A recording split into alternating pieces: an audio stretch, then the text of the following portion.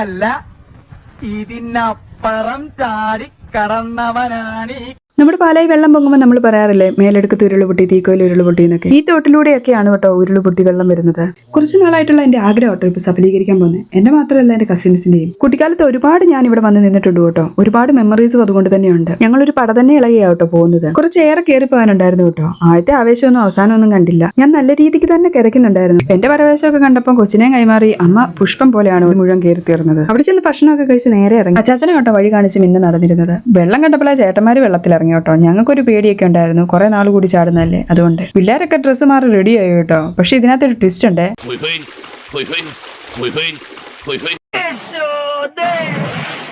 നമ്മൾ ഒട്ടും പ്രതീക്ഷിക്കാത്ത അതിഥികളൊക്കെ ആ വെള്ളത്തിലുണ്ടായിരുന്നു കേട്ടോ. ഈ ഊർന്നു വരുന്ന പാറ നിറച്ച് വാലിമാക്രികൾ ഉണ്ടായിരുന്നു കേട്ടോ. ഇതിനെ പേടിച്ച് പിള്ളേരൊന്നും വെള്ളത്തിൽ ഇറങ്ങിയതുമില്ല. വലിയവർക്കും ഒരു മടി. പിന്നെ ഒരു ധൈര്യമൊക്കെ സംഭരിച്ച് ഓരോരുത്തരായിട്ട് ഇറങ്ങി തുടങ്ങി. ഇതൊക്കെ എന്ത്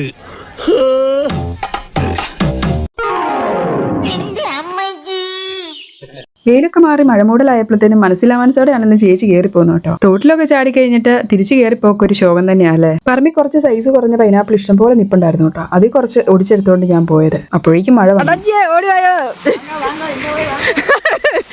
അങ്ങനെ ഓർത്തു വെക്കാൻ ഒരു നല്ല ദിവസം കൂടി.